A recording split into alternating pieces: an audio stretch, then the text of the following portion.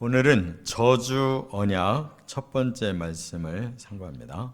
우리가 바로 앞에서는 축복 언약을 상고했는데 하나님의 말씀대로만 살면 축복하겠다 하시면서 네 가지 복을 말씀했어요. 번성할 거다. 또 하나는 승리할 거다. 또 하나는 신앙의 복, 영성의 은혜가 있고 네 번째가 선한 영향력을 끼칠 수 있게 하겠다 그랬어요.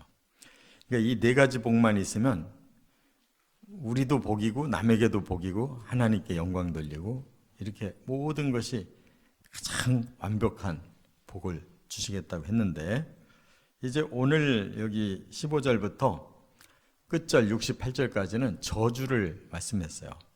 왜 저주를 하시느냐? 하나님의 그 말씀을 거역하면, 불순종하면, 반대로 가면 이제 오히려 저주가 임한다 그랬어요. 그러니까 축복 아니면 저주지 중간은 없어요. 그걸 우리가 꼭 깨달아야 돼요. 축복의 길을 가든지 그냥 그것이 아니면 나머지는 저주다 하는 걸 깨달아야 돼요. 이미 인류는 저주를 받았어요.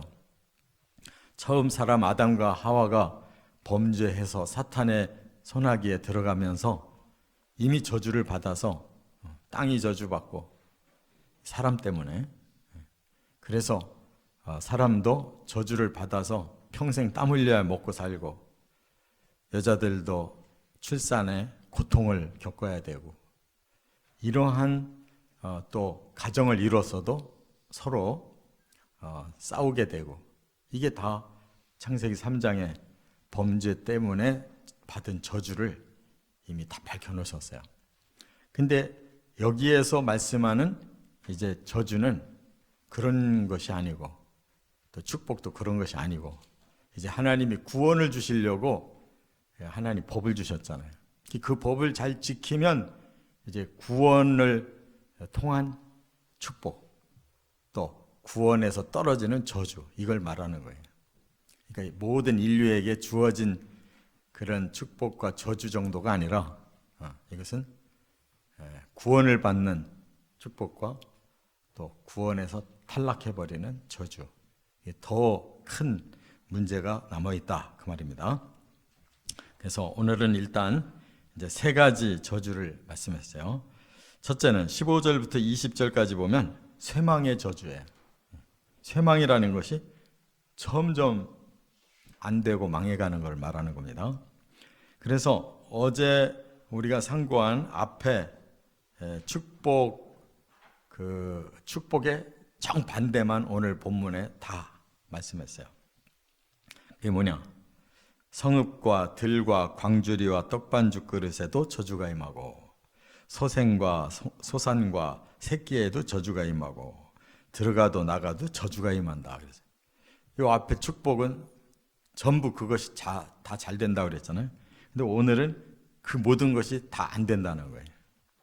그래서 손으로 하는 모든 일에 저주가 임한다. 우리가 노력을 해도 그 노력의 결실이 복이 오질 않고 노력을 많이 했어도 그 모든 것이 다 안 된다. 실패한다는 거예요. 왜 그럴까요? 이제 이스라엘에게는 하나님의 선민이라는 선택을 받았고 하나님의 구원의 법인 율법을 받았잖아요.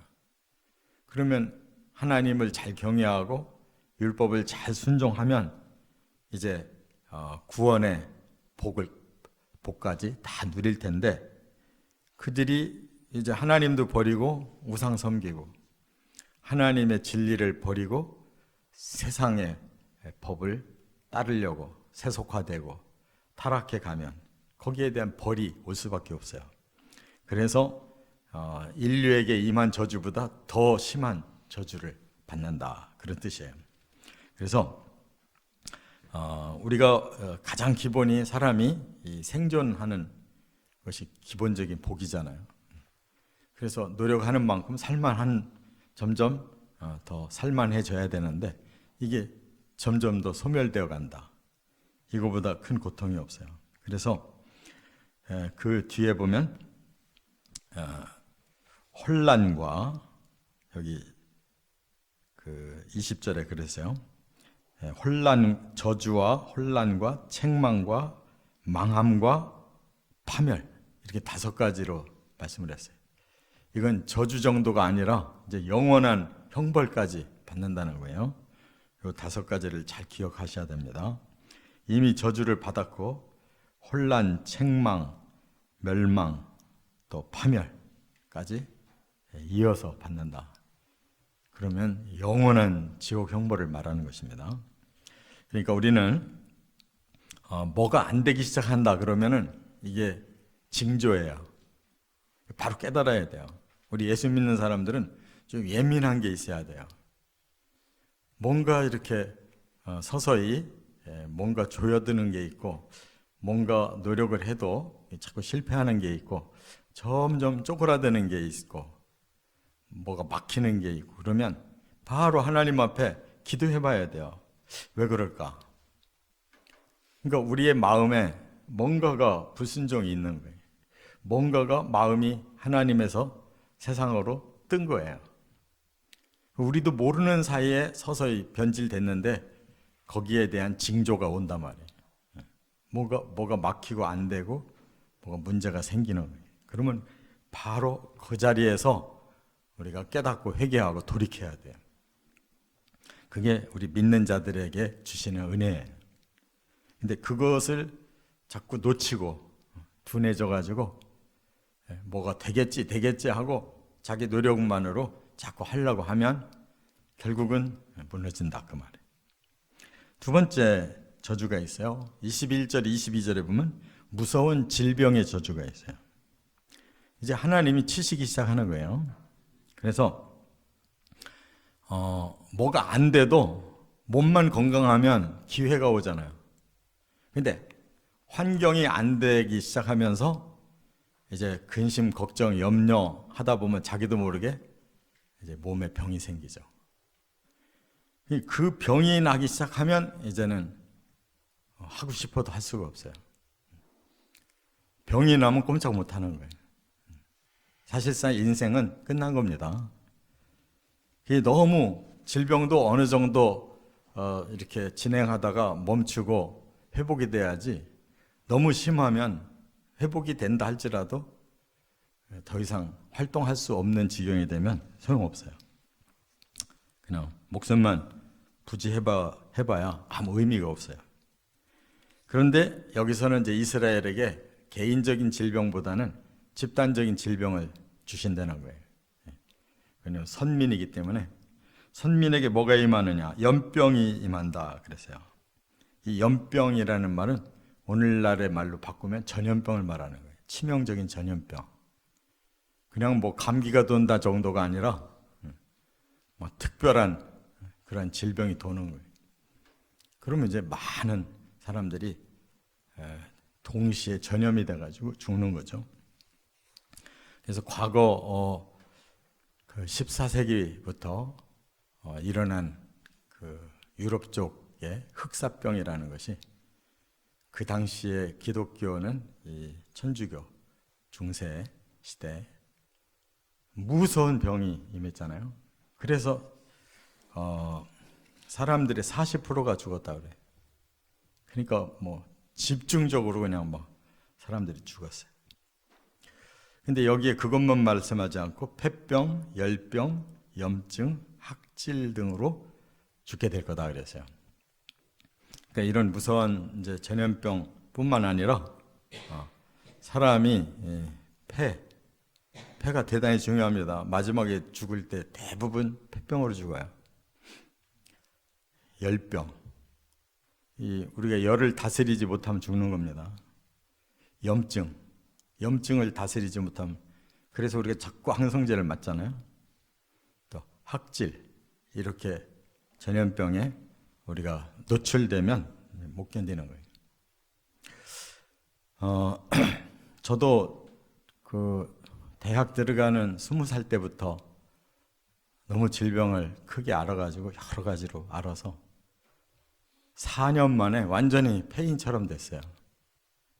제 스스로 걸을 자신이 없을 정도고, 뭐 밤낮 그냥 잠을 잘 수가 없어가지고 막 몸이 마르는데 그냥 몸이 마르는 소리가 나요. 그런데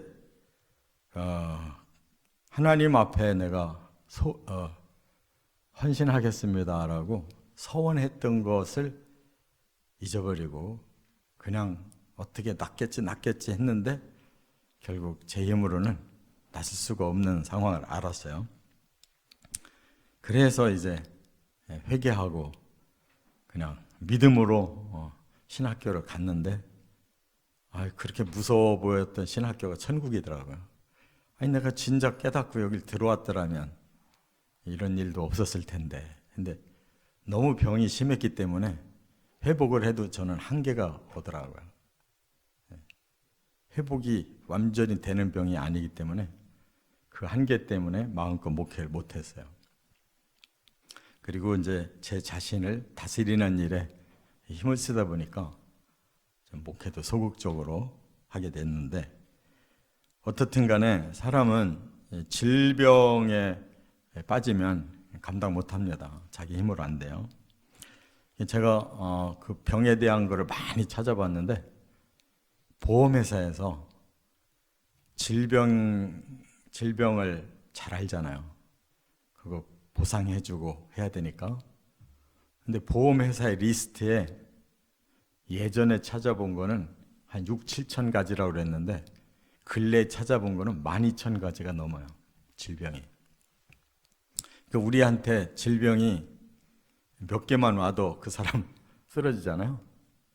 근데 하나님이 이 질병을 내리겠다고 하신 종류가 12,000가지가 넘는다면 이건 보험회사에서 실제로 자기들이 확인하고 보험으로 그걸 해결하고 있잖아요.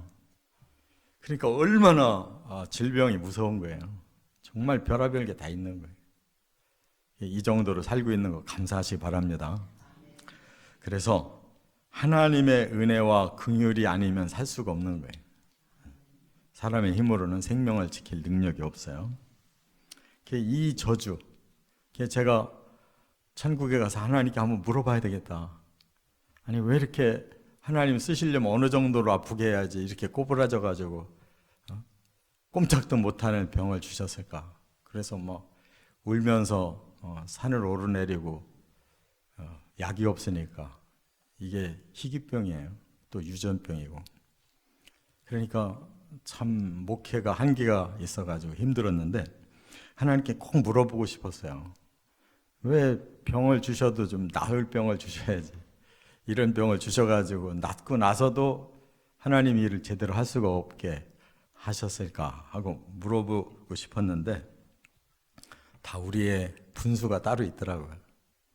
하나님 저한테 그 속에서도 맡기는 게 있고 못할 일은 못하게 막으시고, 그래서 오히려 저는 뭔가 더 통 크게 했다가 또 교만해져가지고 넘어질 수도 있는데 이 정도라도 이렇게 세워주셔서 또 은혜롭게 이렇게 잘 마감할 수 있도록 여기까지 인도해 주신 걸 깨닫고, 이제 염려가 없는 거는 예수님이 딱 오시는 날 우리 다 부활할 거예요. 그날 살아 있었다면 다 휴거체로 바뀔 거예요. 믿습니까? 네. 저나 여러분들이 가지고 있던 무거운 짐덩어리들이 싹 바뀐단 말이에요. 걱정할 게 없잖아요. 그러니까 마음부터 먼저 즐거워졌어요. 끝으로 세 번째, 23절, 24절에 보면 기상이변의 저주가 올 거라는 거예요. 그래서 계속 사람들이 하나님을 거역하고 악을 행하면 이거는 이제 하나님이 심판을 하려고 하는 거예요. 그렇기 때문에 여기 20절에도 내가 악을 행하여 그를 잊음으로, 이게 굉장히 중요하거든요. 사람이 하나님을 잊고 하나님 말씀을 잊어버리고 이제 악한 쪽으로 나가기 시작하면 이게 하나님께서 반드시 거기에 대한 대가를 지불하실 수밖에 없는데, 이게 민족만이 아니라 나라만이 아니라 전 세계가 그렇게 치닫잖아요. 그러면 이 세상에서 정말 참 의를 발견할 수가 없어요. 선을 발견할 수가 없어요. 거룩함이 없어요. 다 그냥 형식일 뿐이지 진정으로 하나님 앞에 돌아오질 않아요. 그러면 하나님 어떻게 하시겠다고 했느냐? 이 세계를 혼돈하게 만든대요. 혼돈. 그래서 한재가 일어나고 풍재가 일어난다. 그래서요. 여러분 지금 우리 나라도 이 지금 봄철이 돼가지고 이상하게 왜 전라남북도와 경상남북도가 산마다 다 불이 나요. 그게 어떤 현상이냐면 바로 한재와 풍재예요. 한재라는 건 너무 가물었다는 거고 풍재라는 거는 돌풍이 분다는 거예요. 그래서 지금 잡지를 못하고 있는 거라고요. 웬만큼 불 나면은 뭐 다 소방시설이 많고 다 인력이 동원하면 끌 수 있잖아요. 이 두 가지가 함께 역사하면 못 끄는 거예요. 그래서 호주도 80%가 다 탔다고 그랬잖아요. 그 미국도 캘리포니아 쪽이 다 타버린 적이 있고 사람의 힘으로 감당을 못하는 거란 말이에요. 우리나라도 지금 그래요. 한재와 풍재 이거 하나님 말씀이에요. 지금도 가물고 거기다가 돌풍 불면은 한번 불나면 못 잡는 거란 말이에요. 이게 3,500년 전에 이미 하신 말씀이에요. 하나님이 창조자고 하나님이 심판자이기 때문에 다 모든 거 알고 미리 말씀해 주신 거예요. 지금 이거 우리가 해결 못 하잖아요. 그리고 또 하나는 하늘로부터 비 대신에 티끌과 모래를 내리신대요. 그러면은 지금 우리가 공해로 날마다 저는 그거 잘 안 보는데 우리 집사람은 날마다 그거부터 보더라고요. 오늘 기후가 미세먼지, 초미세먼지가 어떤가 그거부터 보더라고요. 근데 뭐 나쁜 정도가 아니에요, 요즘. 그러면 뭐 환경이 그렇게 계속되면 어떻게 되겠어요? 그럼 망하는 거예요. 티끌과 모래가 하늘에서 떨어져서 여기에 계속 내리면 사람 건강은 물론이고 이 모든 이 산물들이 다 죽는 거예요. 그래서 70년 후에 이 지구가 생존할 수가 없대요. 사람이 생존할 수가 없대. 자연 환경이 너무 오염돼 가지고 그 모든 식물들이 다 이렇게 접붙여져서 열매를 맺으려면은 꿀벌들이 다 이렇게 해줘야 되는데 그 역할이 절대적인 건데 지금 꿀벌들이 무지무지하게 많이 죽고 있대잖아요. 이대로 계속 놔두면 이산화탄소 때문에 이 동물, 식물 다 죽는 거예요. 우리가 아무리 애써도 환경을 살릴 수가 없는 거라고. 지금 하나님 말씀이 그대로 지금 진행되고 있는데 왜 성경을 덮어버렸나 몰라. 과학자들은 성경을 안 읽어도 환경을 연구해서 그 법칙대로 알고 있거든요. 이거 하나님 믿는다는 것들이 더 무식해요, 지금. 과학자들이 더 잘 알고 있어요. 무너지는 환경에 대해서 더 확실하게 알고 있다고. 그 사람들이 오히려 예언을 해요. 예수 믿는 사람들은 말씀을 덮어가지고 한마디도 못해. 여기 원리 다 들어있잖아요. 과학자들보다 3,500년 전에 이미 하나님 여기다 원리를 다 가르쳐줬는데 이제 와서 이 말씀을 덮고 있으니까 몰라가지고 과학자들에게 정보를 듣고 그래도 뭐 꿈쩍도 안 해. 하나도 두려워하지 않아요. 교회도 신자들도 뭐 어떻게 되겠지. 어떻게 되긴 어떻게 돼. 요대로 되지. 하나님 앞에 안 돌아오면 끝나는 거예요. 그래서 정말로 정신 차리고 우리가 주의 재림을 대비해야 되는 거예요. 환경이 다 부서질 거예요. 예수님이 오실 때를 디데이를 우리가 잘 잡아야지 예수님이 그냥 오시는 게 아니고 우리를 심판하러 오시는 건데 너 순종했느냐 거역했느냐를 따지려고 오시는 건데 여기에 우리가 맞아야 될 거 아니에요. 그래서 이제는 절대 진리 하나밖에 붙잡을 게 없습니다. 이 진리를 가볍게 여기면 세상 것이 눈에 먼저 보이기 때문에 사람들은 그리로 다 빨려 들어가게 돼 있어요. 정말로 정신을 차리는 사람은 이 진리에 우리가 모든 걸 둬야 된단 말이에요. 그래서 세상의 것에 현혹되지 마세요. 오직 하나님이 축복 아니면 저주의 이러한 언약을 하나님 주셨기 때문에 언약대로 받는 거예요. 언약을 어떻게 믿느냐에 따라서 하나님의 은혜를 사모하시고 축복의 언약을 순종해 가시기를 주의 이름으로 축원합니다.